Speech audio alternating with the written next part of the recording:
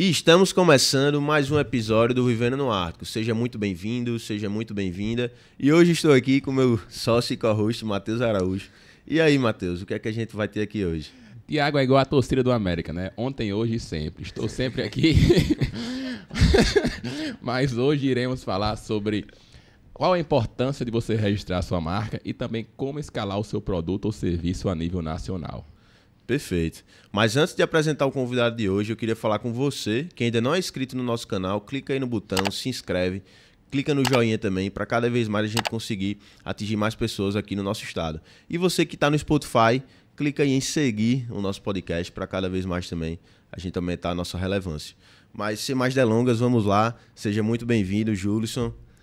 Meus amigos, eu que agradeço o convite. É um prazer ter você aqui, finalmente. Não é? Principalmente nesses 10 anos, né, de Farol e o início dessa outra marca que você vai falar pra gente aqui hoje. Então, assim, primeiro a satisfação estar aqui junto com vocês. Muito obrigado. Gostei aí da parte do Mecão aí. Me agradou muito já desde cara. Inclusive, a marca do Estádio América é registrada pela Farol. Olha aí. Então, estamos todo mundo em casa, né? Espero, né? Mas, primeiramente, muito obrigado pelo convite. Todo mundo em casa. Graças a Deus, tá tudo tranquilo. Então, muito obrigado pelo convite. É uma satisfação muito grande pra gente estar aqui conversando com vocês. Principalmente nesse momento de comemoração da Farol, né?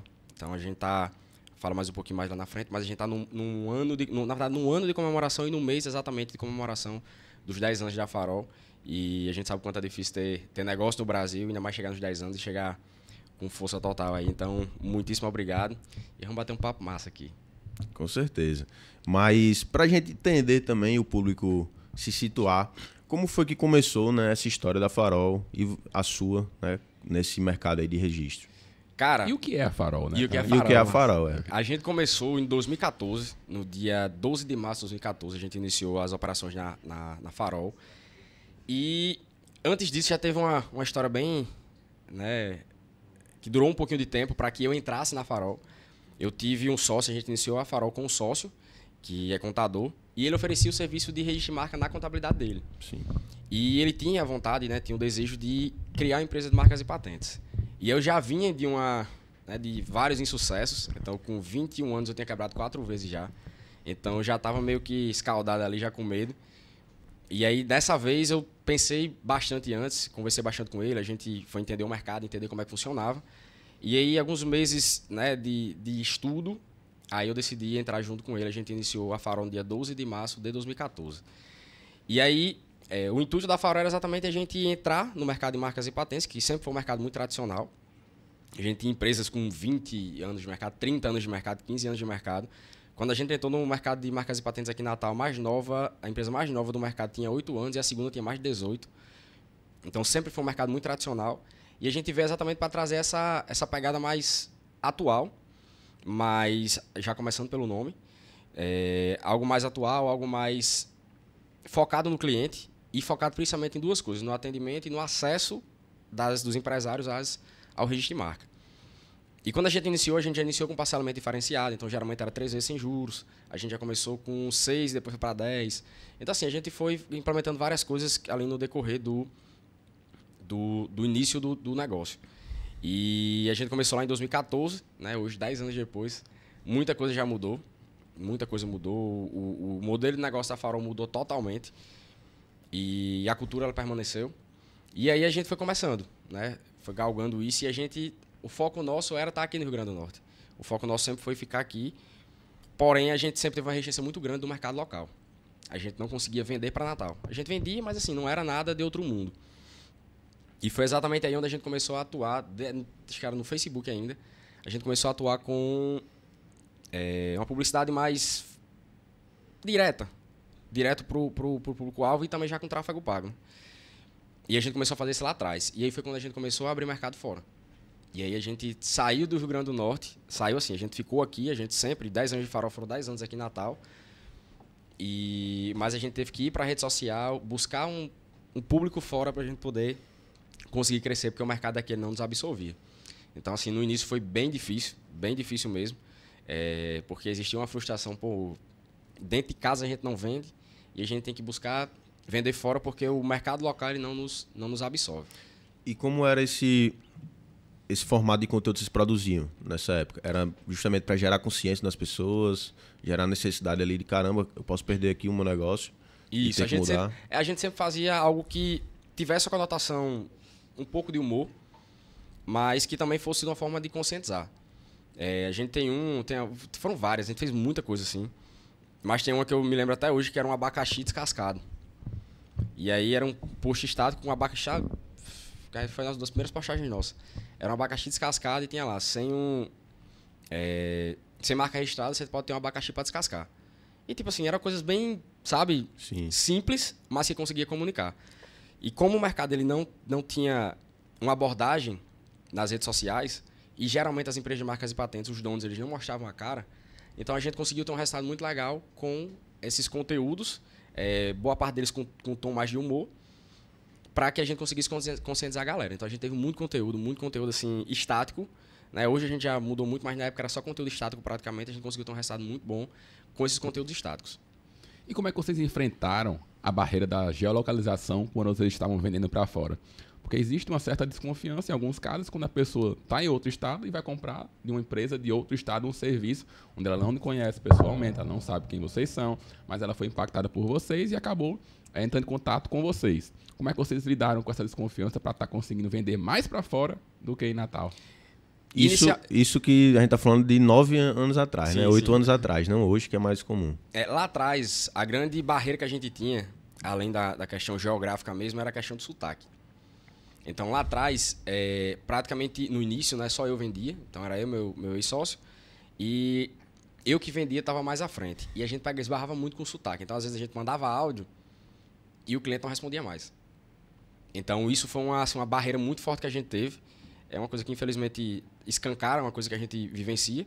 Mas, no início, a gente começou a focar para o Brasil inteiro. Só que quando a gente viu que tinha essa barreira do sotaque, a gente começou a nichar um pouquinho mais no Nordeste.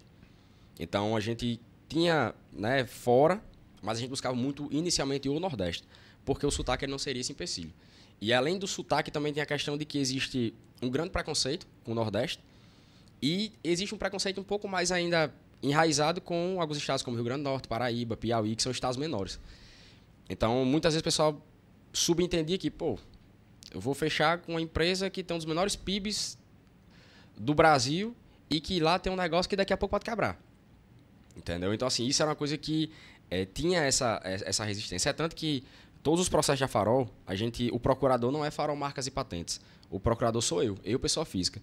Por quê? Pra gente exatamente cortar dessas objeções, que era, sim, se a empresa quebrar, e aí? Quem eu vou cobrar, né? A quem eu vou cobrar? E aí a gente sempre colocava, até hoje, todos os processos da Farol, todos os processos tem lá, o titular da marca tem lá, o procurador tem o meu nome, pessoa física, o meu CPF, tudo com os meus dados. Exatamente porque era uma objeção que a gente tinha. Então eu pensava, rapaz, mas e se a empresa quebrar? Não, se a empresa quebrar, eu continuo aqui. E tá aqui, né, meu nome, meu CPF, meu endereço, tem tudo aqui. Então isso foi uma das coisas que fez a gente segurar e ter romper um pouco essa objeção. Mas o sotaque, eu acho que talvez não, bem mais do que a questão geográfica, o sotaque ele foi bem mais decisivo.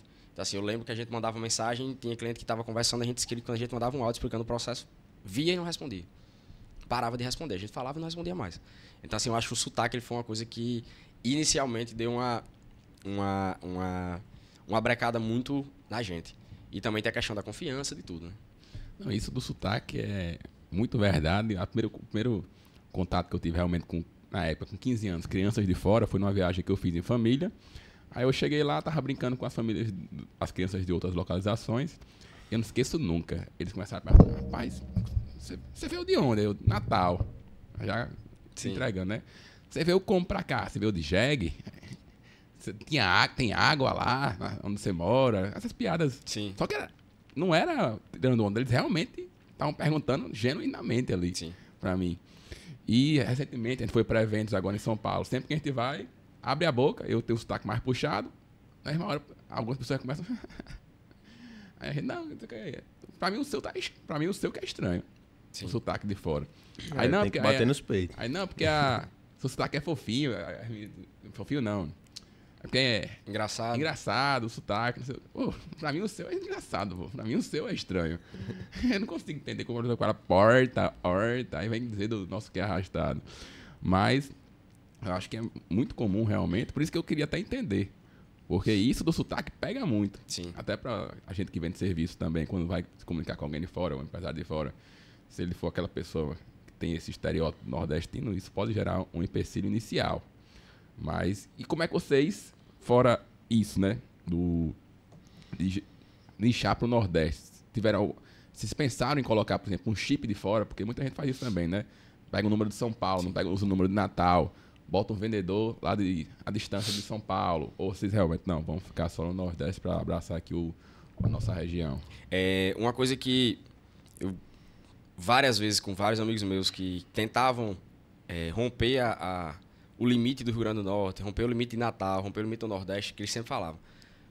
Trocar o número do celular, colocar um 011. Contratar pessoas que têm o sotaque da região para vender para aquela região. Enfim, todas essas... E assim, foi uma coisa que eu sempre falei. A Farol teria mais oportunidade fora do Rio Grande do Norte? Teria. A Farol numa cidade que tenha um PIB maior, que circule mais dinheiro, que tenha mais negócio, com certeza a gente teria mais oportunidade, a gente poderia ter a possibilidade de ser maior ainda. Mas eu acredito que se a gente que é daqui, a gente não valorizar e não bater nos peitos mesmo, com aquilo que a gente tem, é nossa cultura, pô. Se eu vou pegar e colocar um 011 para agradar o cara, isso é a minha visão, né? Respeito totalmente quem faz. Mas, na minha visão, a gente pegar e colocar um 011 para vender para fora, a gente tá tentando agradar o cara, mas a cultura nossa, quem tá vendendo, quem tá fazendo trabalho, quem tá fazendo serviço, somos nós. Então, a cultura da gente a gente não vai mudar. O sotaque da gente, todo mundo na Farol. Todo mundo lá tem um sotaque puxado. Sotaque mais forte. Alguns bem mais do que outros, mas todo mundo tem um sotaque puxado. E uma coisa que eu sempre falo, não mudem sotaque para agradar ninguém. Se o cara quiser comprar, beleza. A gente não tá vendendo sotaque, a gente não tá vendendo nada, a gente tá vendendo a qualidade de serviço. Se o cliente quiser comprar, massa. Se ele não quiser, não posso fazer nada. Então a gente não mudou. A gente teve um momento em que a gente pensou em expandir a Farol, abrir uma filial fora, mas não por isso. Seria basicamente por questão tributária e também para a gente posicionar para o mercado mais sul e sudeste, que o sudeste nos compra muito, mas o sul não nos compra. E compra mais pouquíssimo. E a gente ia expandir para Minas. Mas Minas também tem uma cultura muito parecida com a nossa, de acolhimento, de tudo. Então, assim, é uma regional região que... também. Isso, eu sou fascinado por Minas, eu gosto muito do povo de lá, das pessoas de lá. E a gente pensou em fazer isso. Só que eu sempre falava, cara, as pessoas devem comprar a gente pela qualidade. Se elas querem qualidade, elas podem contratar a gente. A gente não vai mudar sotaque, a gente não vai mudar nada para agradar ou convencer ninguém. E isso a gente sempre fez. Só que qual é a questão? Durante muito tempo isso foi um grande empecilho. Durante muito tempo isso foi um grande empecilho. Só que chega um momento que a chave vira. Que as pessoas começam a dizer, caramba, vocês fazem tudo isso feito de Natal. Caramba, vocês conseguiram fazer tudo isso, conseguem ter mais de 3 mil clientes, tudo isso de Natal. Caramba, então assim, a chave começa a virar. O mercado local começa a valorizar, o mercado de fora começa a valorizar. Tem até a frase de um amigo meu. É a constância, né? Isso. Constância. Que é Alexandre Dantas, que ele fala que as empresas elas fazem sucesso apesar de estar em Natal. Não é desmerecendo Natal, mas é porque o PIB daqui é baixo, tem poucos negócios locais, então assim, é tudo mais difícil. Quanto maior o PIB, obviamente, mais fácil de você ganhar dinheiro, mais fácil você vender, que tem mais gente para comprar, mais gente para vender. E a gente sempre teve Natal, nesses 10 anos, a gente sempre esteve em Natal, a gente tem clientes no Brasil inteiro, todos os estados do Brasil a gente tem cliente fora do Brasil, tudo isso feito em Natal. Então foi um empecilho que hoje é algo que a chave vira. Porque as pessoas, quando chegam na Farol, elas vêm com a expectativa. E muitas delas não sabem que a gente fica em Natal. Então elas vêm com a expectativa de uma empresa X, de tudo aquilo que eles estão buscando. E quando eles chegam, que eles sabem que a gente é de Natal, eles se surpreendem positivamente. Porque, infelizmente, muita gente acredita que aqui não tem grandes negócios. E isso é uma coisa que existe um preconceito, sim, mas como a gente estava conversando antes, existe também uma falta de abraçar a causa local mesmo. A Farol, primeiro ano, esses 10 anos, do momento que eu rompi minha sociedade, há 8 anos atrás. De 8 anos atrás até hoje, Natal só foi a cidade que mais nos comprou em 2023. No ano passado.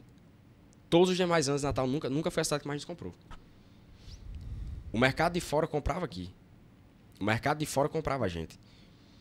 Mas o mercado de Natal não comprava. O que justifica? Não é o sotaque da gente é o mesmo. o acesso, pô, o cara bate ali na porta do meu escritório, tá ali no CTC, rapidinho ele chega, liga, vai lá, conversa.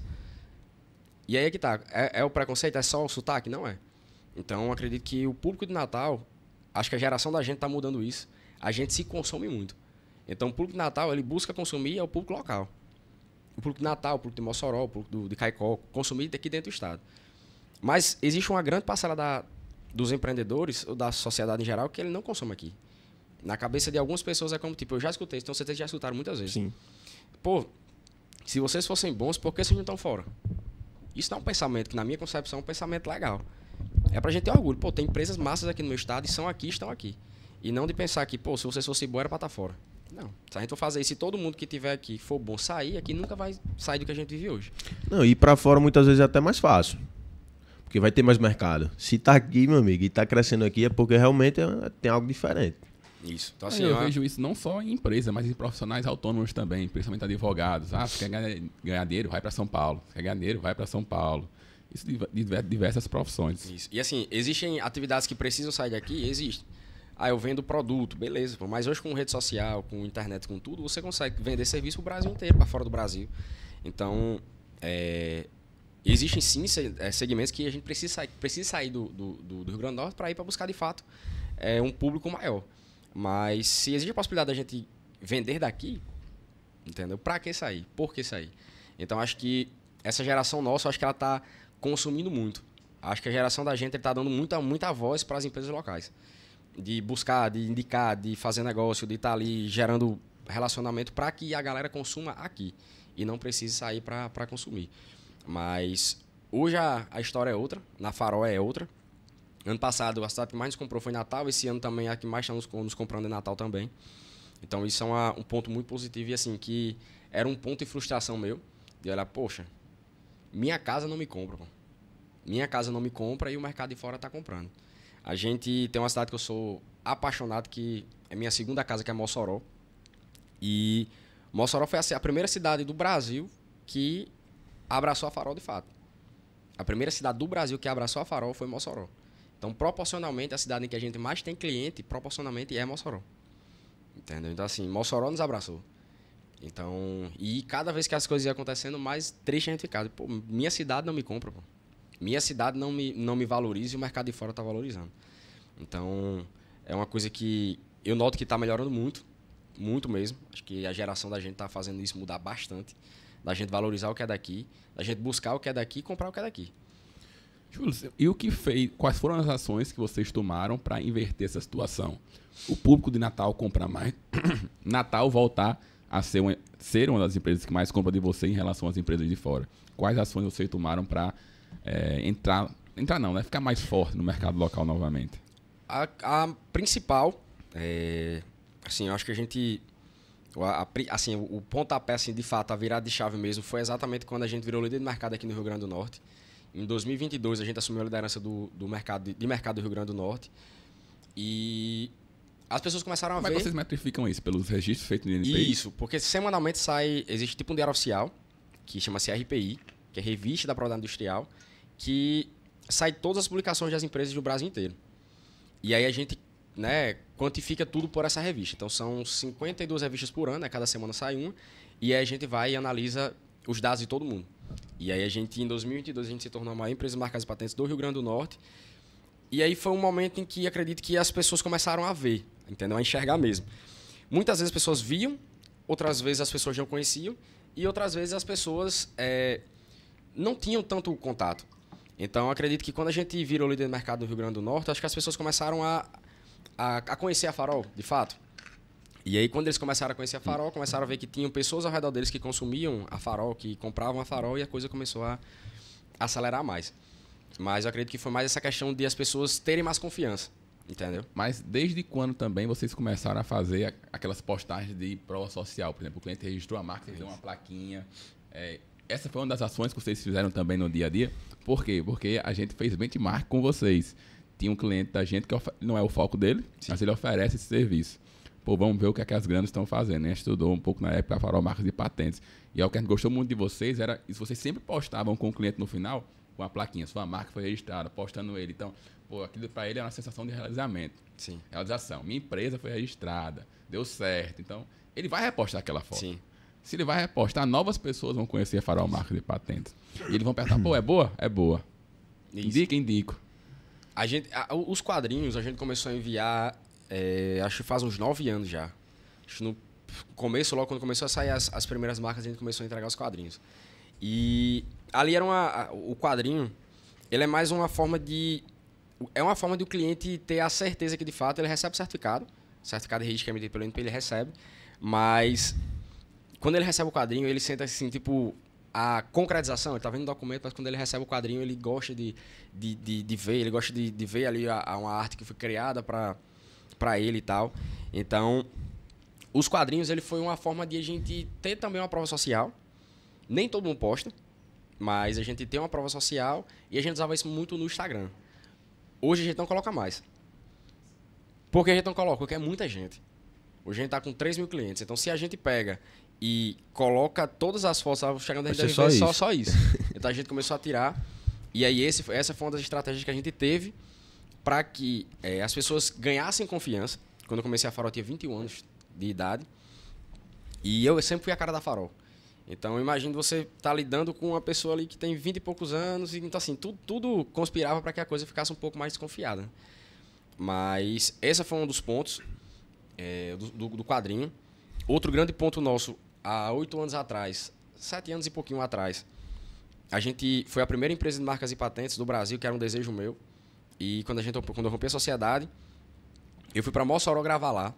Eu gravei todas as etapas dos processos da Farol, porque já antes os donos de empresas de marcas e patentes, pouquíssimas pessoas sabiam quem eram.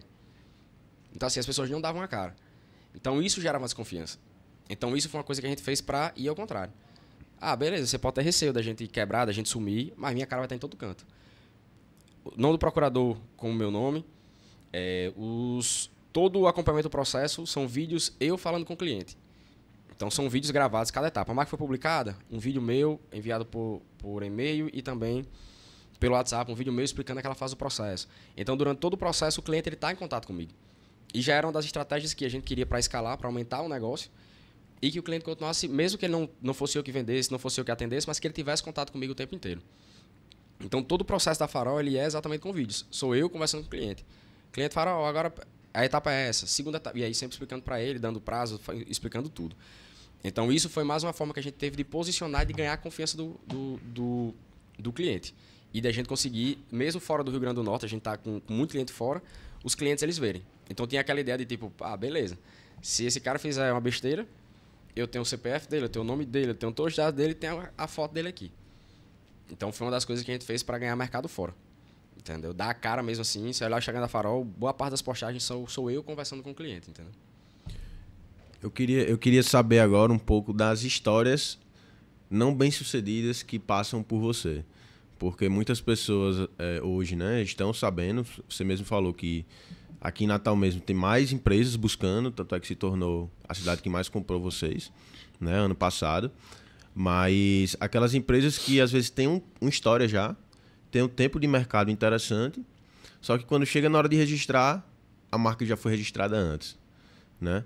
Então, eu queria que você falasse um pouquinho sobre algumas histórias, lógico, sem citar nomes, sim. nada, mas pra gente entender, porque recentemente uma pessoa veio negociar comigo e ela decidiu não iniciar o investimento porque a marca dela já está registrada e ela está na dúvida se faz um rebranding ou se investe mesmo assim, porque no próximo ano talvez ela tenha direito a revogar e registrar a marca que ela tem hoje. Enfim. Porque alguém de má fé foi lá e registrou. Isso. Sim. Que já viu que não estava registrado, foi lá de má fé. Às vezes não é de má fé, às vezes tem, mas a pessoa não tem ciência que já foi registrada, né? Assim, a gente tem inúmeros casos mesmo, porque eu tenho a Farol, tenho a Acordeon, mas eu também presto consultoria em propriedade industrial.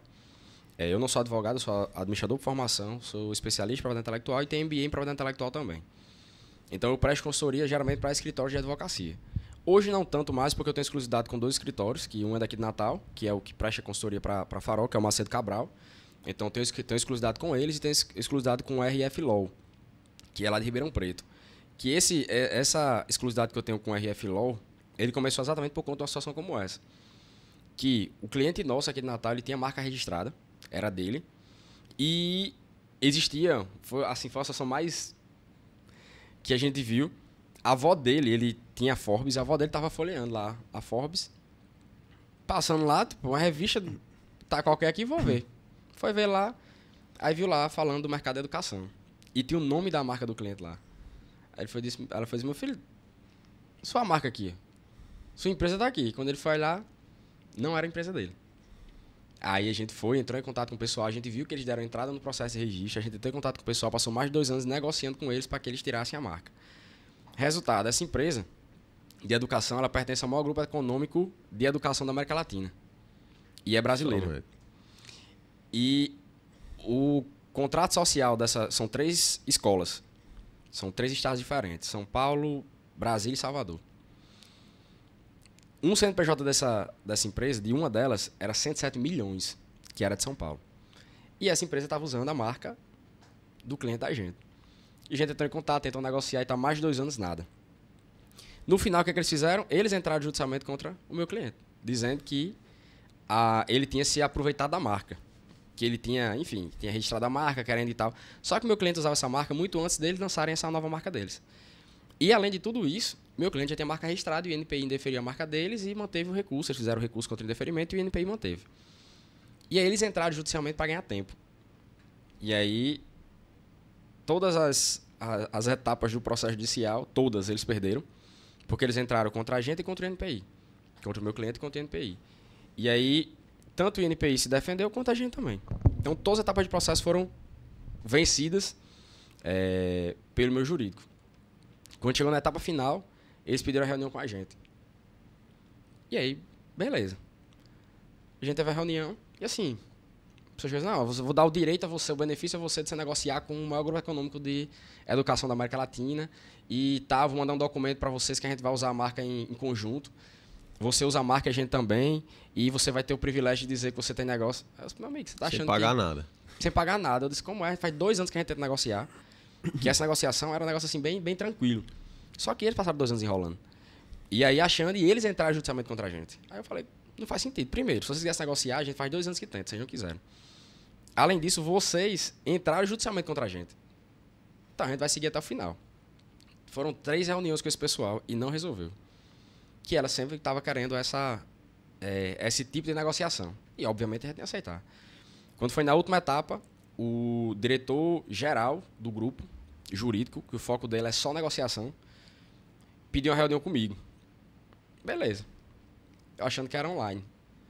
Aí ela foi e disse, qual dia você pode? Eu posso terça-feira, à tarde. Beleza, ele vai para aí. O cara saiu de Ribeirão Preto e veio para Natal. Pra gente conversar. A gente conversou, expliquei toda a situação, enfim. Ele conheceu tudo. Teve uma situação bem legal, que ele... É legal entre aspas, né, assim. Ele perdeu a carteira dele, aí veio conversar comigo, eu pensando que era migué dele para tentar conversar comigo sem um cliente. Ele subiu na sala da Farol, a gente conversou e tal, de fato ele tinha perdido. A gente criou uma relação bem legal.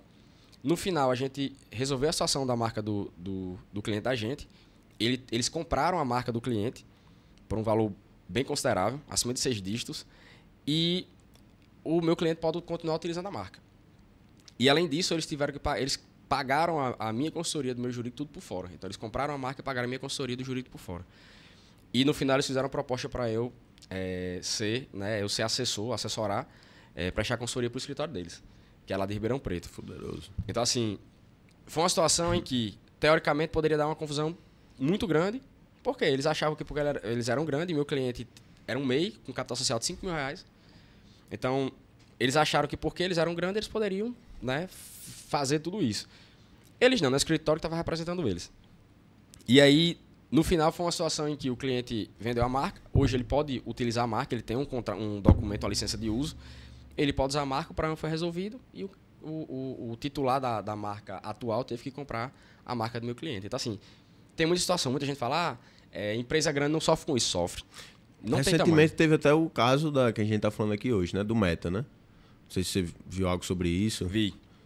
Isso. Então, assim, Meta, se existe um registro aqui no Brasil, você pode ser empresa de onde você quiser. Porque o registro é territorial. Ou seja, ele é dentro do país de origem. Se você tem uma marca registrada aqui no Brasil e uma empresa de fora quer entrar aqui, ela não pode entrar.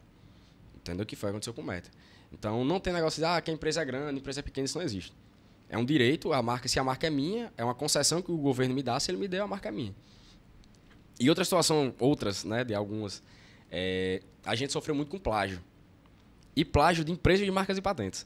Ou seja, empresas que sabem que plágio é crime, que a função nossa é exatamente reprimir o plágio, reprimir a concorrência desleal, as empresas plagiando a gente. Então teve uma postagem nossa que era do Ecaro, foi uma copy que sim, a gente vendeu muita marca com essa copy. Que era estática, era caro registrar a marca, que era uma objeção que a gente tinha. Quando o cara passava, tinha lá. É bem mais barato que pagar advogado, é bem mais barato, tem que mudar tudo, bem mais barato, enfim, tudo lá. E aí, como a gente já sofria plágio, eu coloquei o bem com 3 S. Já para tentar dizer, não, se o cara colocar os 3 S, é sacanagem demais. E fizeram. Tinha plágio de print, o cara printava e colocava no Instagram deles, apagava o arroba da gente, enfim. E, recentemente, teve uma, que foi uma empresa de Minas Gerais, que estava usando um farol para registrar a marca. Então, assim, a gente notificou, eles tiraram documentação, tiraram tudo, mas que a gente possivelmente vai entrar judicialmente contra eles. Por quê? É uma empresa que trabalha com isso, existe um especialista em propriedade intelectual à frente da empresa, e a pessoa está usando indevidamente uma marca, sabendo que existe uma marca registrada, a pessoa está usando indevidamente, vendendo como farol, num estado que a gente vende muito, que é Minas Gerais. Então, assim, é um negócio que chega a ser, né, sem noção, sem sentido. Mas é tanto que no Instagram da gente, foi uma coisa que diminuiu muito o plágio. Assim que entra lá no Instagram, se vocês olharem, tem logo no início assim, antes de plagiar nossas postagens, lê esse post. Aí falando lá que a gente entra judicialmente, que mesmo que se a gente não entrar judicialmente, a pessoa vai ter que se retratar e pagar a indenização. Então a gente todo plágio que acontece, a gente pede indenização. Essa indenização a gente reverte tudo em doação. Então tem lá várias situações assim de plágio mesmo. Depois que a gente postou isso, diminuiu muito o plágio. Muito, muito mesmo. E aí, junto com isso, a gente pegou e criou há uns 3 anos atrás as tirinhas, que são os gibis, onde a gente pegou os principais conteúdos nossos, os principais copies nossos, e a gente transformou ele em tirinha. Essa tirinha, esse gibi com personagem nosso. Assim, não tem como o cara plagiar. Porque esse plagiar também já é demais. Com o nosso mascote, com o boné lá, com o chapéu, com a marca da Farol. Então, assim, não faria muito sentido. E aí foi uma coisa que também assim, deu um estrondo muito grande. A gente vendeu muito com essa tirinha, com essas tirinhas. Teve a da Copa do Mundo e tal. Então, assim, tanto do lado de situações que são absurdas, que tipo, pô, você trabalha com marcas e patentes e você tá plagiando, pô, não faz sentido. E não foi uma nem duas, né? Foram várias. Várias e várias mesmo. Muito foda. E qual foi... Não, lá, diga. Vocês hoje em dia estão presentes em 27 estados. Isso. Aqui no Brasil. Qual foi a sensação no dia que vocês atingiram os 27 estados? Faltava um. Teve alguma comemoração? Como é que foi esse dia para vocês? Teve, assim, pra gente foi um marco, porque nós somos uma das únicas empresas do Brasil que tem cliente em todos os estados. Qual foi, né, esse último estado? Agora você me pegou. Agora você me pegou. Mas eu não lembro exatamente qual foi. Eu não lembro. Eu acredito, eu tenho quase certeza que foi o Acre. Eu tenho quase certeza que o último estado que faltava era o Acre. E assim, no dia que a gente bateu, a gente fez a comemoração assim monstruosa. Tem até um vídeo nosso que teve muito acesso, que foi a gente jogando Top Gear.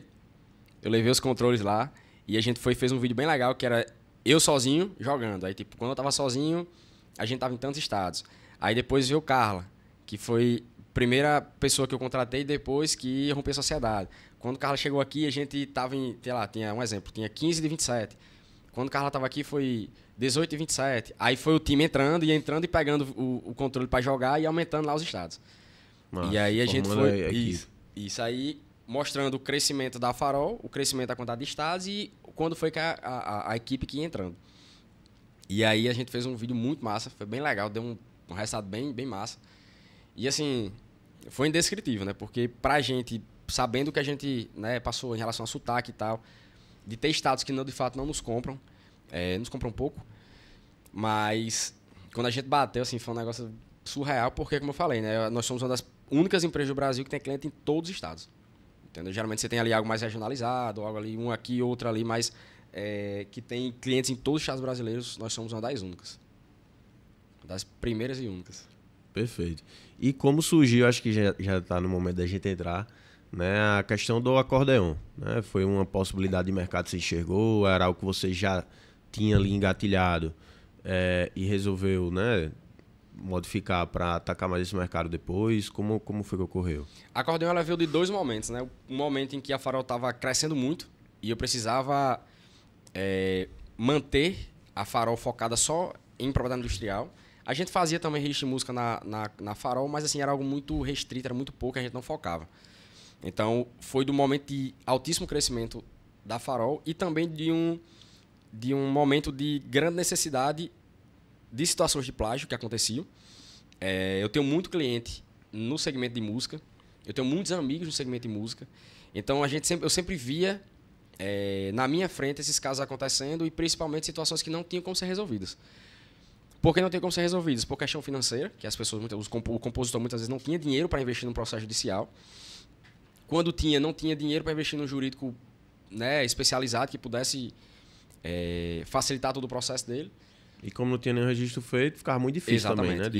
Isso. Então, assim, e boa parte dos processos judiciais, eles são focados em propriedade intelectual, são focados em música. Tem plágio de trabalho científico, tem plágio de várias coisas, mas é muito pouco. A incidência é muito pouco. E na música é muito, muito grande. Depois, com essas redes sociais, com as plataformas digitais, aumentou ainda mais os casos de plágio. Então, a gente começou a trabalhar, né? Eu tive essa ideia, eu estava no meio da minha pós, e eu comecei a maturar essa ideia. E aí, na época, eu conversei com o Elton, que o Elton é nosso programador. Foi ele que fez... ele é o cabeça mesmo do desenvolvimento da Acordeon por inteiro. E eu tive uma reunião com o Elton e apresentei para ele o projeto, né? Falei o que eu buscava. E, no momento, era um negócio assim que era meio que loucura. Porque existiam poucas empresas no mercado e a gente ia entrar para fazer uma coisa que ninguém no mercado tinha. E que a gente teria que ter total segurança jurídica, mas que também a gente também tinha que ter uma rapidez elevada para que isso que a gente estava lançando, que a gente iria lançar como inovação, já não fosse mais inovação. E aí, o desafio era a gente fazer com que tivesse o áudio da música dentro do certificado de registro. Por quê? Quando a gente vai levar em consideração o que eu falei, né? O processo é demorado e é custoso. Quando a gente colocasse o QR Code dentro do processo, a gente praticamente anularia uma coisa chamada perícia. Perícia é cara e, além de ser cara, demora ainda mais o processo.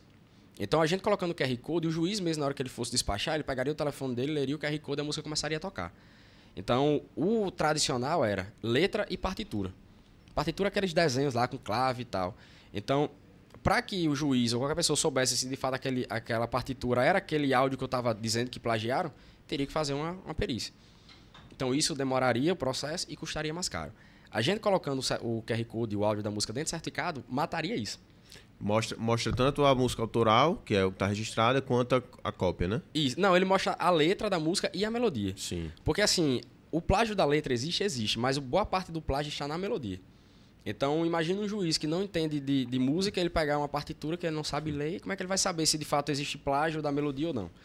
Então, com o QR Code, ele lê e já acelera todo, ele já consegue ter um embasamento, uma decisão muito mais rápida. Então, tornaria o processo mais rápido e muito mais barato para o compositor. E também outra coisa que a gente queria fazer era colocar dentro do certificado um QR Code que direcionasse o juiz ou qualquer pessoa que está negociando a obra para ver que, de fato, o certificado é válido. Então, tem outro QR Code que, quando você lê esse QR Code, ele direciona você para a página do gov.br, que vai colocar lá, aparecer um relatório informando que o certificado é totalmente válido. Que não teve nenhum tipo de alteração, que não teve nenhum tipo de edição, não teve nada. Nenhum tipo de alteração e que o certificado é totalmente válido. Entre esses dois QR Codes que a gente queria colocar dentro do certificado, eles fariam um processo judicial que poderia demorar anos, durar um tempo muito mais curto. E, principalmente, custando muito menos. Sem precisar de perícia, sem precisar de perícia técnica, porque é o GOV que está dizendo que o certificado é válido. Então, não tem que ninguém questionar. Como é que você vai questionar um documento que o GOV está dizendo que é legal? Como é que você vai questionar uma melodia de uma música que você está vendo ali, que está tocando, você está ouvindo? Então, era para facilitar a vida do compositor, acelerar em caso um processo judicial e, principalmente, inibir a possibilidade das pessoas quererem plagiar. Então, a gente sempre incentiva isso. Quando você faz o registro, tem um link que a gente fala, não mande a música pro artista ou pro produtor, não mande o arquivo MP3. Você pega o link da Acordeon e manda para ele. Quando você mandar para ele, primeiro, não ocupa espaço no telefone dele, ele não vai ter o risco de apagar, então vai estar ali, só um link, ele clica, vai para lá, quando ele vê que a música está registrada, vê que se ele for fazer alguma coisa, ele vai ter problema, que é um certificado todo fechadinho, todo correto. e que para ele não faz sentido ele querer plagiar. Então a gente vinha com essa... A gente entrou no mercado exatamente com essa dinâmica. De que a gente tornar o registro de direitos autorais algo acessível, barato, e que custa R$19,90 hoje, barato e principalmente que fosse algo totalmente seguro e legal. E que fortalecesse não só o direito autoral dele, mas que inibisse as pessoas desonestas de quererem plagiar os outros. Então, veio exatamente essas duas diretrizes, da Farol crescendo e da necessidade de a gente fazer algo pontual focado no compositor. Entendeu? E aí foi quando eu conversei com o Elton. Porque é um sistema que vocês desenvolveram próprio, Isso, né? é uma plataforma Uma tecnologia própria. totalmente nossa, que a gente utiliza algumas integrações, mas são integrações poucas mesmo, mais pagamento, coisas assim, mas é coisa bem, bem tranquila. E aí, que era um desafio também para o Elton, né? Que eu falava para ele, eu quero algo que a gente tenha um mínimo de acesso externo. Eu quero tudo nosso. Dá muito mais trabalho, é muito mais custoso, mas é mais seguro para a gente. E assim a gente fez. E aí o Elton focou totalmente no sistema da Acordeon. Tem muita coisa que o mercado não tem, essa questão de colocar o QR Code. Colocar o QR Code no certificado, existe uma grande possibilidade de invalidar o certificado. Entendeu? Existe uma grande possibilidade de invalidar o certificado. E eu fiz todos os caminhos possíveis enquanto o Elton estava programando. Tanto que o QR Code ele entrou já na reta final. Porque eu estava fazendo todos os caminhos para a gente ver qual era o mais seguro até chegar nesse que, de fato, ele torna o certificado totalmente válido e zero possibilidade de violação. E aí a gente conseguiu fazer isso. Depois de um bom tempo eu consegui fazer isso. E aí o Elton deixou um sistema assim incrível. A gente começou, entre aspas, como MVP, mas não parece um MVP. Então, um sistema incrível mesmo. A gente tem muita avaliação positiva. No Google a gente tem mais de 80 avaliações, todas elas positivas, todas 5 estrelas. Top. Compositores falando da experiência que tiveram, do acesso que eles tiveram, porque tipo, antes você pagava R$100, R$150, hoje o compositor paga R$19,90.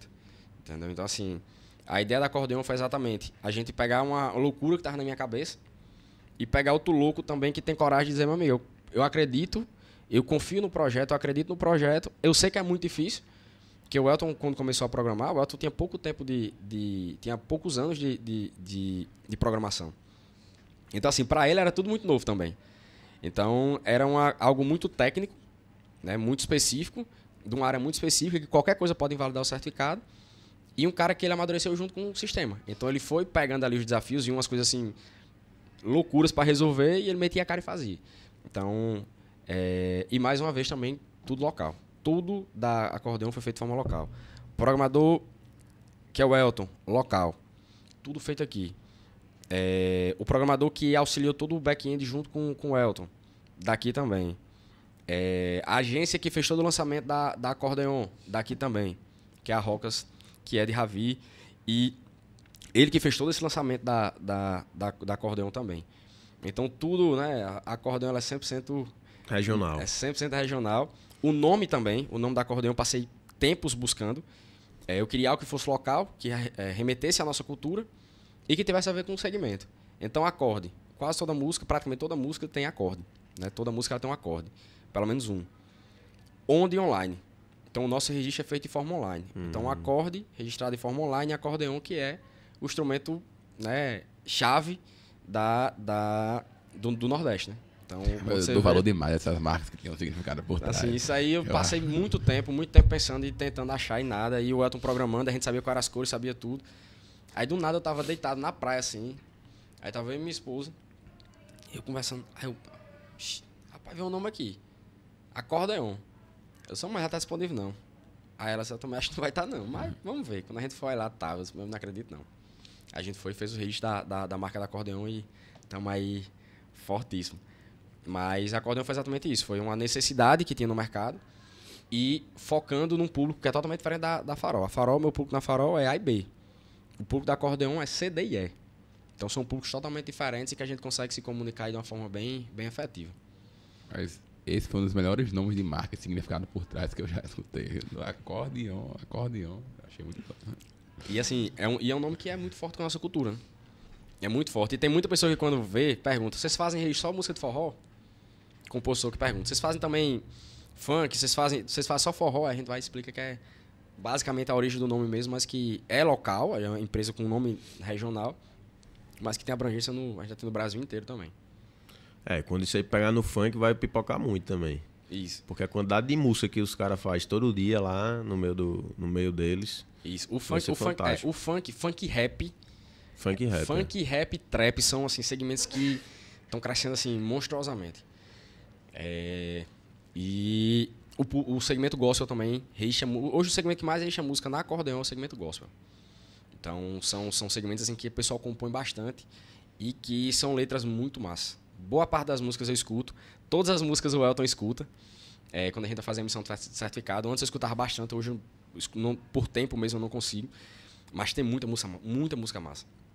E a gente vê o quanto tem de gente talentosa aí no meio do mundo aí que falta só uma oportunidade, né? Agora, uma dúvida que eu tenho. A pessoa registra a melodia, a música que ele fez lá junto à letra. Sendo que eu noto também que em algumas músicas as pessoas usam não necessariamente a letra e a melodia completa, mas pegam só uma parte, às vezes para fazer uma homenagem para aquela pessoa que eles admiram. Só uma partezinha ali, só uma parte da melodia, não necessariamente falando a mesma letra ou do mesmo jeito, mas eles mencionam, existe na música. Nisso daí já pega o plágio, o plágio ele acontece quando você usa uma propriedade de outra pessoa sem autorização. Deixar, né? Aí o que acontece? Hoje a gente vive na geração do plágio. A gente tá dentro da geração do plágio e assim, existe muito essa temática de homenagem, de versão. É plágio mascarado de outra coisa. Você nem fala com a pessoa que é homenagear ela. Não sabe. Então, por exemplo, tem gente que... Hoje a gente vê muito isso. Pessoas que pegam uma música que estourou há 10 anos atrás e começam a cantar hoje. Para você gravar, você fazer uso comercial, você gravar, subir nas plataformas, você precisa da autorização do titular. Os músicos de forró que, quando, por exemplo, lançou uma música agora, aquela Tem Café, né? Que Gabriel Diniz cantava um tempão. Sim. Mas aí hoje em dia tá em alta. A pessoa vai subir naquele palco MP3, alguma coisa assim, aqueles que dá pra baixar. Sim. Ela teria que ter autorização? Tem que ter autorização. Porque não é um assim, repertório oficial, né? É um repertório que vai tocar nos paredão. Isso. Mas isso é outra ferramenta que o pessoal fala, que não, isso aqui é só pra... Gravou. E outra coisa, você tá ganhando notoriedade com a música da outra pessoa. Não é justo, imagina. Você compositor, você compôs uma música... E não é o cantor, né? É o compositor. E tem que pedir ao compositor. Ao compositor. Isso. Então assim, eu fui lá e... ou a gravadora, se tiver os direitos da música. Então imagina, eu fui lá, compus uma música hoje, a gente sentou aqui nós três, a gente foi e compôs uma música. A gente chega num lugar e tá lá, o Brasil inteiro tocando em paredão, tocando em todo canto e a gente sem ganhar nem um centavo. Não é justo. Sim. Entendeu? Não é justo. Então, as pessoas precisam ter essa noção de que na hora que a gente faz isso, a gente tá consumindo pirataria sim. Se tocou em show, não tá gravado, mas tocou em show. Aí já o show já é um pouco diferente, porque no show você pode tocar. Porque o show, existem dois tipos de arrecadação, né? Tem a arrecadação pública, que é quando toca na rádio, quando toca na televisão, quando toca no show e tal, que é a arrecadação pública. Então, existe um órgão que é responsável por fazer isso, que é o ECAD. Então, o ECAD ele tem a obrigação de... Eles têm agentes por todo o Brasil que ficam nos shows, né? Escutando. Ele vai lá e diz, você vai tocar com esse repertório, é esse. Ele vai pegar lá o repertório e faz a distribuição, faz a arrecadação dos direitos autorais do show. Todo show tem que pagar, todo evento. Ele pega, faz uma amostragem e distribui para todo mundo. Entendeu? Esse é o correto. Então, no show não teria problema. Mas você gravar, você trabalhar uma música, aí já é outra história. Entendeu? Que você precisa da autorização. E aí, muitas vezes, o que acontece? A gente tá dentro, por exemplo, eu não vou citar os artistas, mas tem muita artista aí que vive só de música dos outros. Bota roupagem diferente, diz que é uma homenagem e tal, faz um popurrí e tal, e isso é plágio. Se você não tem autorização da pessoa, é plágio. Porque se você pegou uma música, eu gostei demais. Aí vou gravar. Meu amigo, você tem que lembrar que na hora que essa música estoura, você cantando, vai aumentar seu show, vai aumentar o preço do seu show, vai aumentar a quantidade de shows que você tem, vai aumentar os seus views lá no YouTube, em todo canto. Aí é justo com a pessoa que deu sucesso a você, que compôs a música, ela não ganha nada. Então assim, não é justo. Então a gente mesmo precisa fazer isso. Consumir música, principalmente plataforma digital, Deezer, Spotify, porque todas elas pagam direitos autorais aos compositores. Compositor, intérprete, todo mundo. Consumir música em rádio e tal, rádio ele tem que pagar, ele tem que estar adimplente com o ECAD, então ele paga e recebe também os direitos autorais. Mas fugir de tudo isso que assim, baixar CD, tudo isso aí é plágio na veia, entendeu? E principalmente a galera que está aí ganhando muito dinheiro com show, tocando música que é dos outros sem autorização. Então a gente vê muito mesmo, pessoas aí que Praticamente o repertório dele é inteiro só de música dos outros. E quando você vai ver, não tem autorização de ninguém. Entendeu? Nem do compositor, nem da gravadora, de ninguém. E isso é crime, né? Isso é crime e muita gente romantiza, né? A gente escuta na rádio aí tocando.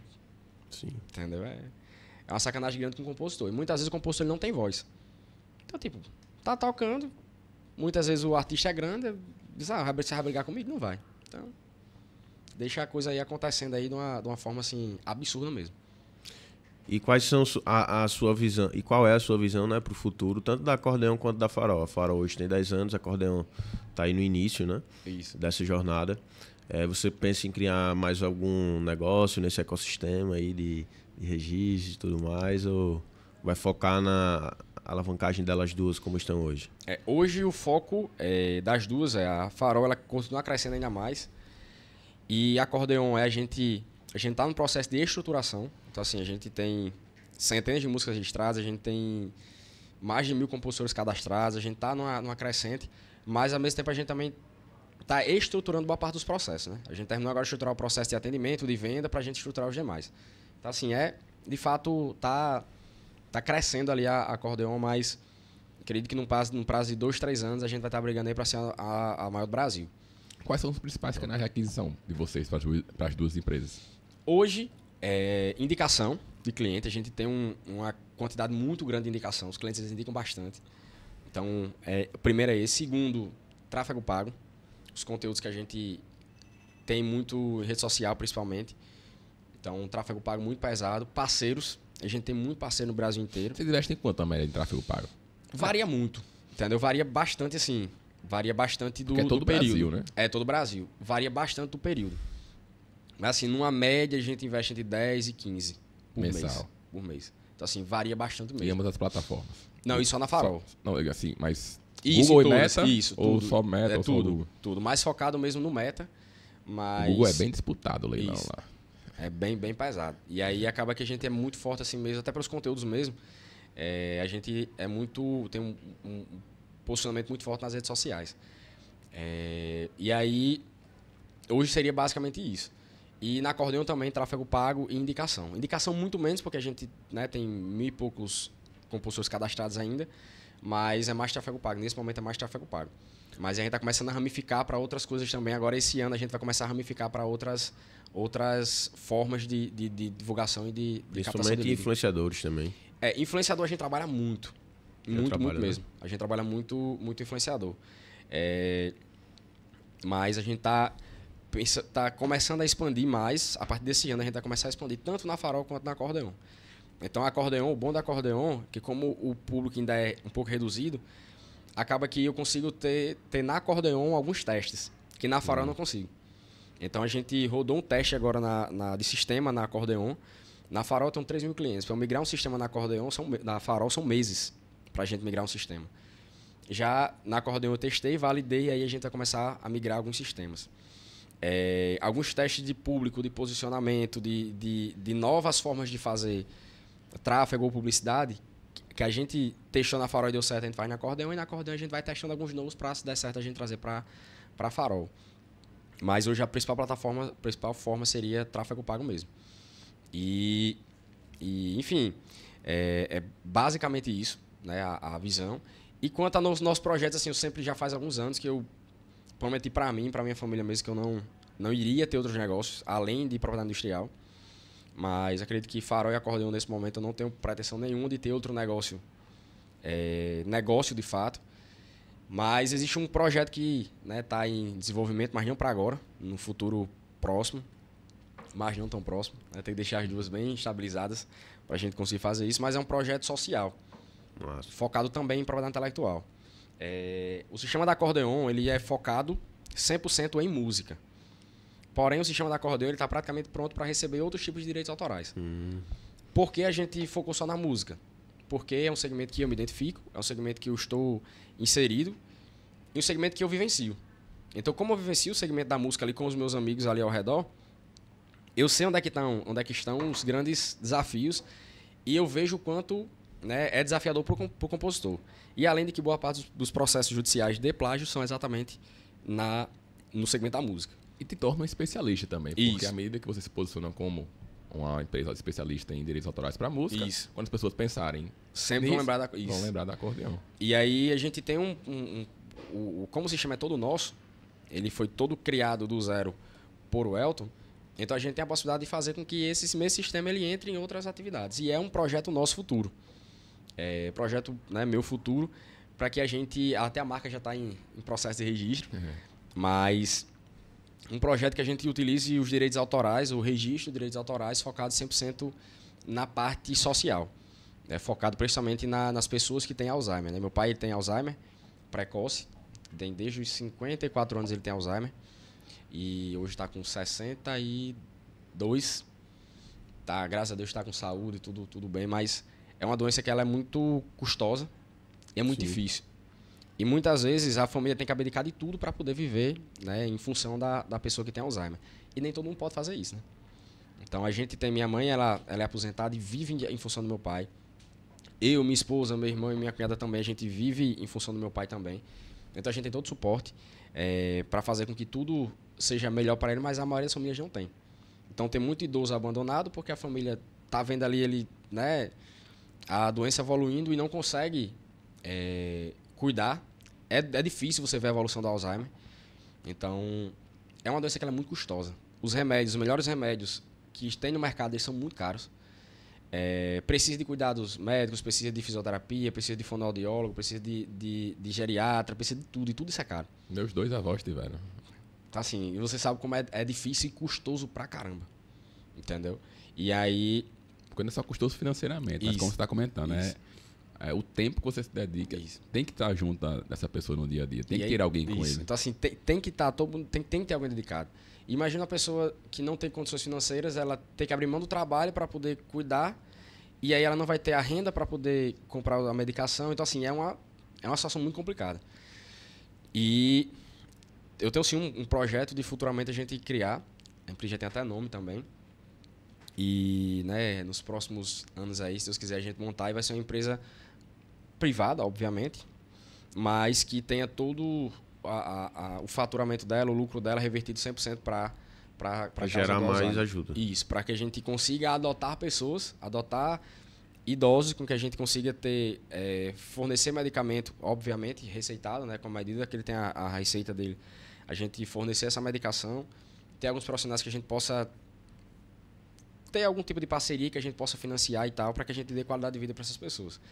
Porque o que mais você vê é pessoas em asilo e tal, que está abandonada porque não tem como. Às vezes a família não tem condições financeiras, às vezes não tem condições emocionais de ver a evolução. Entendeu? Porque assim, é duro. Né? Você sabe que é duro, é complicado. Então, é um projeto na área também de propriedade intelectual. Eu tenho zero pretensão de atuar em qualquer outra atividade que não seja propriedade intelectual. Mas pegar esse conhecimento que a gente adquiriu aí todos esses anos e a Farol e a Acordeon juntas bancarem esse projeto e a gente conseguir fazer com que as pessoas que têm Alzheimer elas tenham esse investimento.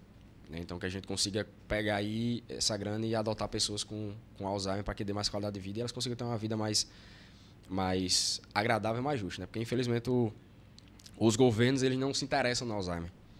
Sim. A indústria farmacêutica não se interessa muito no Alzheimer, porque o tempo de vida é curto. Né? Geralmente, o tempo de vida de quem tem Alzheimer é um pouco mais curto.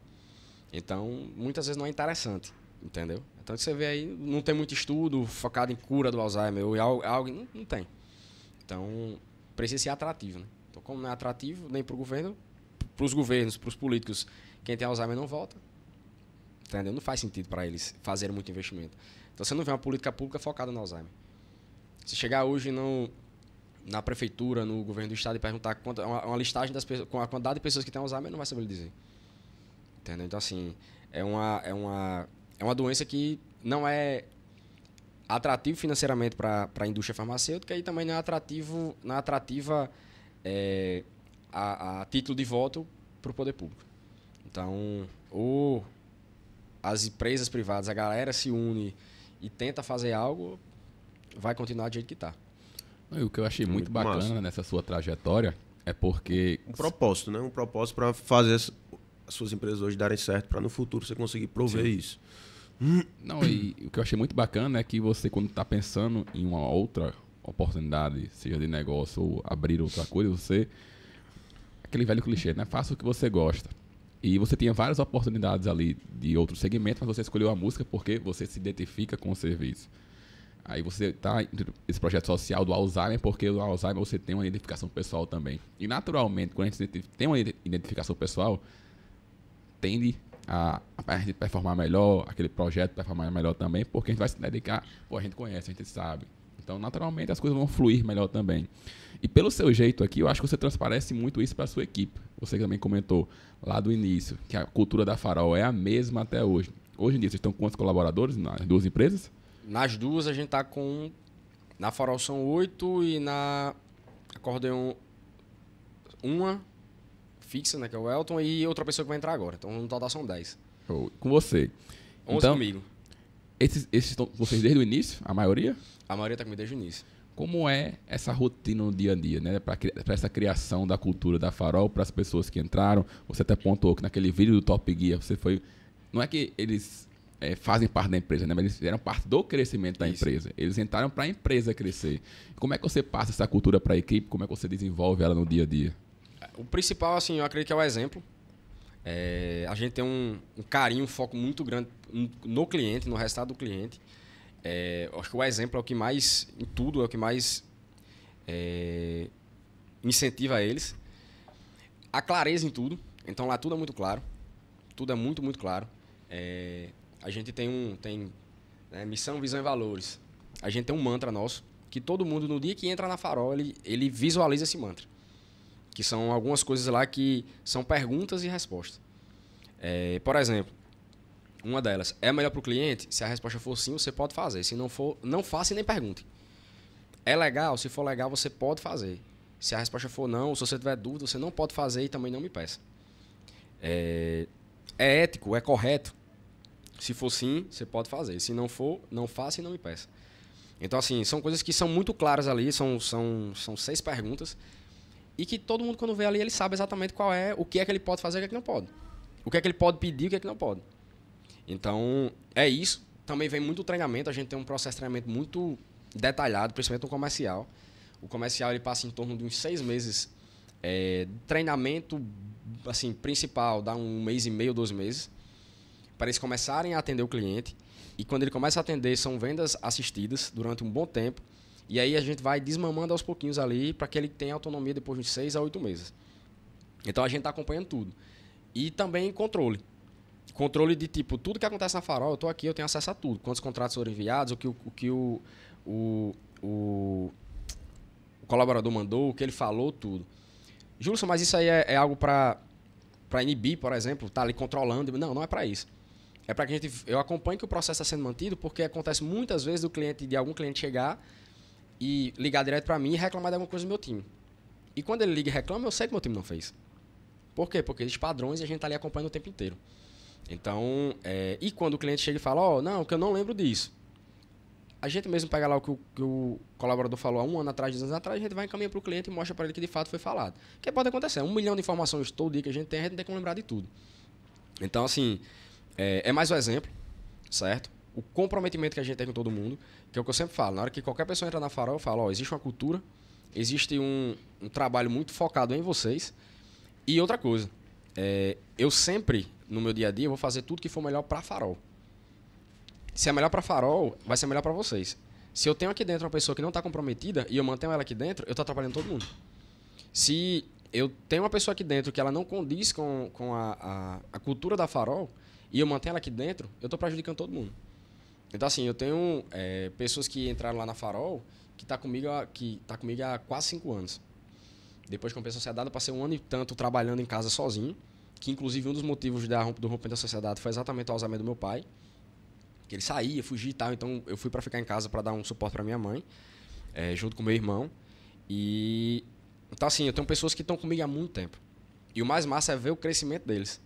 Ver, tipo, tem gente que chegou lá que tinha 20 e poucos anos, parecia um menino, uma menina, assim, no comportamento. E hoje você vê a forma com que a pessoa tá. De acompanhar não só o crescimento profissional, mas o amadurecimento pessoal também. De ver os filhos crescendo. Então, assim, de ver os filhos da galera crescendo, de ver eles gerando um relacionamento legal. Então, o meu compromisso com a Farol é com todo mundo. Então, meu time é meu time. Que eu digo a todo mundo, não é meu time, é minha seleção. Porque meu time é muito forte. Meu time, a galera que tá comigo é muito forte. A gente consegue brigar de igual para igual com um time, com uma empresa que tem um time 3 vezes maior do que o meu. Produtividade lá em cima.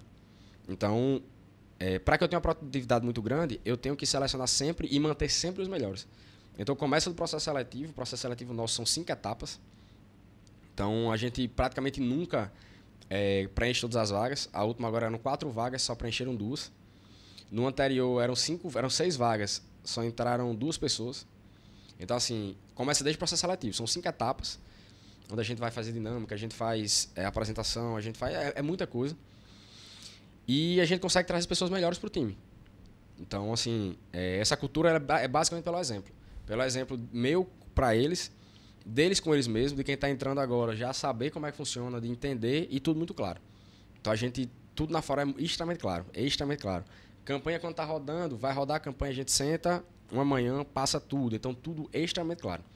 Então, isso que faz a gente conseguir pegar essa cultura e espalhar para frente sempre focado no cliente, né? Perfeito. Acho que agora estamos chegando no De Frente com a Avalanche. Solta aí a vinheta, meu editor.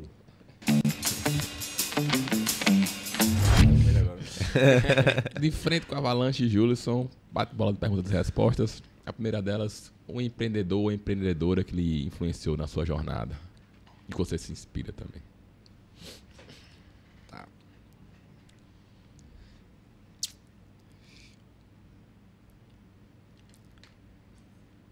Vem o nome aí, tem o nome na cabeça. Pode ser 2, que é um só? Pode. Acho que a Easy e a Liatan, que eles são empresários aqui de Natal, começaram junto com a gente. E são pessoas que... A Easy... Da Drenice. A Drenice. Que era a Easy Medeiros e agora é Drenice. Eles começaram junto com vocês naquela época? Eles foram o primeiro cliente de vocês aqui em Natal? Não, foram não. A gente tem uma parceria, a gente é amigo, né, de muito tempo. E a gente sempre se apoiou muito. Inclusive, a pessoa que me fez ir pro prédio, né, pro CTC, que eu estava trabalhando em casa, e voltar e montar a equipe, quem me incentivou a atitude, né, a decisão de eu voltar pro físico mesmo, foi por conta deles. Na sala deles, eu estava lá, eles me incentivaram, você tem que vir para cá, você tem que crescer, aumentar a equipe e estruturar tudo e tal. Então, assim, eles são 2 pessoas que começaram do zero também. E a gente começou praticamente ali a volta por cima da Farol, né? Foi quase ali junto com o momento em que eles estavam também abrindo a Drents. Então, são pessoas que me inspiram muito. Essa volta pro físico foi benéfica para vocês? Muito. Eu tinha um receio porque a história da Farol, antes de romper a sociedade, a Farol praticamente ela estava literalmente quebrada. A gente vendia, mas não entrava o dinheiro. Então, a gente tinha preço de mais de 50%. Então, assim, a Farol literalmente quebrou. A Farol literalmente quebrou. E a minha virada de chave foi exatamente o Alzheimer do meu pai. Quando eu descobri que meu pai estava com Alzheimer, parece que minha vida, assim, em 15 minutos, minha cabeça centralizou em tudo ali e disse, acabou agora, você não tem mais as 4 quebras que você teve antes. E essa agora, a Farol quase quebrada, ou você toma um rumo ou vai dar errado. E agora você tem alguém que precisa de você também, de tudo, né? De atenção, de tudo. E aí foi minha virada de chave, eu voltei para casa, reestruturei a Farol inteira durante 1 ano e meio. E só que ainda tem aquele receio, aquele medo, poxa, eu tive problema com a equipe, eu quebrei, se eu voltar pro físico, vou aumentar meus custos, se eu quebrar de novo e tal, e tem a questão dos meus pais. Então, assim, eles foram as pessoas que me incentivaram muito, muito, muito mesmo. A gente tava, eu, a Liatan, a Easy também, e Elton, que é outro cara que me inspira pra caramba, que é engenheiro, ele fechou das obras da Farol também. Então, tava lá e eles, você precisa vir pro físico, você tá crescendo demais e vai chegar um momento que, se você continuar em casa, você vai ficar engolido ali e você não vai aguentar, porque é só você. E aí eles me incentivaram, foram ver sala comercial junto comigo, enfim, foram pessoas que tanto me inspiram pela jornada, começaram do zero, passaram problemas muito pesados e hoje são a maior clínica de estética do Rio Grande do Norte, do maior do Nordeste. E pessoas que me incentivaram, me apoiaram muito, muito mesmo. Massa. E uma empresa ou uma marca que você admira a forma que eles trabalham? Rapaz, com 3 mil marcas como cliente, só Não, mas pode ser do mundo todo, não necessariamente... Pode ser o que não seja cliente. Pode ser o que não seja cliente. Aí não. Se quiser, você pode pular essa, né? Pra não comprometer. Empresa que eu admiro.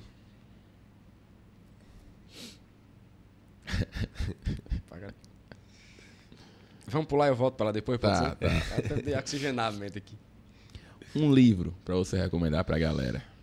Como fazer amigos e influenciar pessoas. Esse é muito bom. Um filme, uma série ou um documentário também pra você recomendar que lhe gerou um insight ou realmente influenciou a sua vida positivamente em algum aspecto.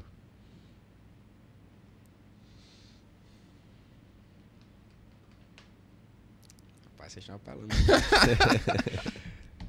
Um filme. Ou uma série ou um documentário. E pode ser qualquer coisa, tá? Não precisa ser um empreendedorismo, não. Rapaz, tem assim, um que eu assisti há muito tempo e que assim, acho que é clichê de todo mundo, mas que é muito forte, que é aquele A Procura da Felicidade. Acho que é um filme muito, muito massa. Não, esse é bom. Isso é top. Um podcast pra você recomendar. Rapaz, aí você... Porra, é foda. O de vocês, com certeza, né? Pronto. E vai voltar pra marca? Tem outra, não? É só essa. É. Rapaz, uma marca que me inspira. Uma empresa.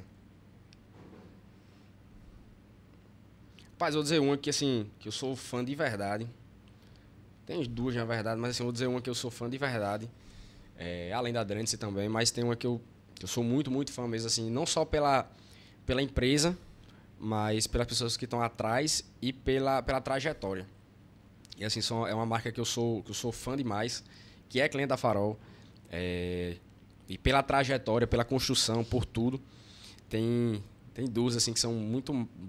que eu admiro bastante e que me inspiram, duas empresas que me inspiram, por serem empresas que começaram do zero e foram crescendo, que tiveram uma estrutura sendo criada, que elas foram evoluindo, que as pessoas que estão junto com elas foram evoluindo também, que evoluíram junto com os donos, que evoluíram junto com a empresa, que eu acho isso muito massa. As pessoas não são descartáveis, então as pessoas elas podem crescer.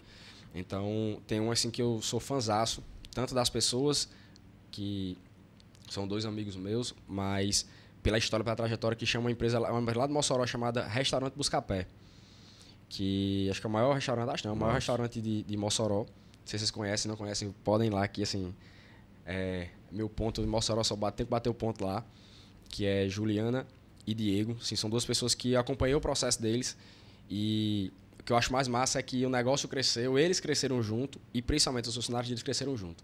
Então é uma empresa assim, que me inspira. É uma história assim, que me inspira de olhar assim, e ver que uma empresa aqui perto da gente tem uma cultura forte, tem um crescimento não só deles como empresários, mas como todo. Deles, do ecossistema deles, do negócio deles, das pessoas que estão junto. Então, de todas, eu acho que assim, é aqui uma empresa que me inspira muito. Muito foda, eu não conhecia. Pois vale a pena. É uma... Assim, eu sou suspeito a falar, né? Mas é meu ponto em Mossoró. Eu tenho que bater o ponto em Mossoró. Eu vou para Mossoró sempre, todo dia. Se eu passar 5 dias lá, 5 dias que eu almoço, eu janto, eu vou tomar uma de noite. Então, assim, é um complexo. Eles começaram como restaurante, viraram um complexo. Então, é gigantesco lá. Tem espaço para evento, tem bandas lá todo dia praticamente, o almoço, o rodízio, tudo assim, é um negócio muito massa. E até mesmo no Mossoró Cidade Junina, né, que não sei se vocês conhecem, deve conhecer, né? Sim. Tem um evento chamado Ping da Meio-Dia, que eles todo ano tem camarote lá, é o camarote que todo ano a gente tá lá. Então, assim, eles são muito visionários. Eles são muito visionários e, assim, são pessoas que me inspiram. De olhar assim e dizer, rapaz, se esses caras estão fazendo, se eles dois estão fazendo, se eles vão tocar, eu sei que vai dar certo.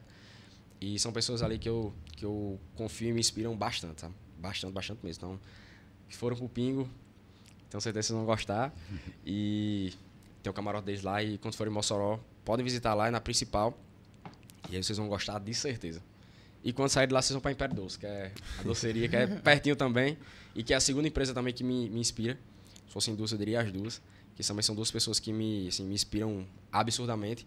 E que, coincidentemente, completam os 10 anos de empresa exatamente no mesmo mês da Farol também, completaram agora em março. Então, são duas pessoas que eu falei lá no começo, que é João Vitor e Ana Brown, que são duas pessoas que, além de terem negócios absurdos, são pessoas que apoiaram a Farol assim do jeito surreal. Entendeu? Pessoas que apoiaram a Farol assim do jeito surreal e que me inspiram muito. Muito massa. Queria deixar agora esse momentinho final, depois que você beber o seu gole de água aí. Você falar diretamente aí com a câmera, né? Pra falar com quem tá nos ouvindo ou assistindo no YouTube, né? Passa essa mensagem final, como eles podem fazer pra tá encontrando aí o suporte, a assessoria da Farol ou da Acordeon. Massa. Antes disso, só dar um presentinho pra vocês, que eu trouxe pra vocês. Eita, top. Espero que vocês gostem, certo? Que é a Press Kit Pressão máxima. Mostra aí na câmera. Aquela câmera ali, nessa aí. Qual? Essa aí. A minha? Aqui, agora pô. caiu aqui. caiu. Abra aí, pô. Vamos abrir, né? O Press Kit aí da Rapaz, estamos Acordeon. no 30º episódio. 31º. Tá passando por aí. Foi o primeiro presente que recebemos, viu? Gostei demais aqui. Dá o foco aí. Aqui, ó. Agora foi o foco. Os disquinhos. E a disquinha de porta-copo. Isso E aqui atrás- foi Ravi que desenvolveu, né? A Ravi desenvolveu. A arte e tudo aí foi Ravi. Press Kit aí assinado aí por Ravi. Tem uma frasezinha atrás aí que é bem legal. Que isso aí foi coisa de Ravi na caneca. Sim, na caneca. Isso aqui é um porta-copo, como se fosse um porta-copo. É isso, porta-copos. Que aí é Sim, aqui. processo criativo em andamento, não sou robô. Que aí todo direito autoral, ele sempre, né? Existe até um grande questionamento hoje se a inteligência artificial ela entra em direito autoral e não entra. Porque para ser autor tem que ser obrigatoriamente uma pessoa física. Então por isso que a Ravi fez isso aí. Não sou robô. Então todo mundo que está na Acordeon obrigatoriamente criou através de uma pessoa física mesmo. Não, vai fazer parte da nossa nova sala, que em breve está saindo. Tô sabendo, viu? Em breve tá saindo. Em breve, né? Construção é osso. Faz uns 4 meses aí, mas Pra eu vai não dar uma sair. bola fora, não foi o primeiro. Matheus Aran nos deu um livro. É verdade. Então, é isso. Muito obrigado pelo convite. Fico feliz demais de a gente bater um papo sobre tudo isso. E, assim, o recado que eu dou a todo mundo é que, principalmente, não desistam. A gente é reflexo, a gente é resultado disso. Que acreditem na cultura. A cultura ela é difícil de ser criada, né? Ela é difícil de ser estabelecida, mas com o tempo as coisas vão fazendo sentido. E que a jornada é difícil, mas que ela vale a pena. Quando a gente não desiste, quando a gente foca em um determinado nicho, determinado produto, e a gente está determinado a fazer o que a gente tem em mente, sem ter medo. Então, a gente tem que ter medo, mas tem que ter prudência, mas não pode ter medo. Porque quem tem medo não inova, quem tem medo não ousa, quem tem medo nunca vai ter resultado. E é isso. Então, quem é do Rio Grande do Norte, qualquer estado que seja, focar sempre na sua jornada e focar sempre na valorização do mercado local. E quem quiser buscar Acordeon, @registracordeon. O site é registracordeon.com.br. Então lá você vai registrar sua música pagando R$19,90 com certificado emitido em até 48 horas úteis. E a Farol, @Farol Marcas e Patentes. Pode buscar a gente lá no Instagram. Tem muito conteúdo legal. Todos os conteúdos nossos são conteúdos autorais. E tiver interesse em fazer o registro de marca ou fazer uma análise de marca, só entrar lá, solicitar a análise gratuita. A análise é gratuita, a gente faz uma análise detalhada, envia para o cliente. Se a marca estiver disponível, ele pode fazer o registro, caso ele deseje. Beleza? Então, mais uma vez, muitíssimo obrigado e conto sempre comigo, com a Farol e com a Acordeon. Perfeito. Muito obrigado, meu amigo.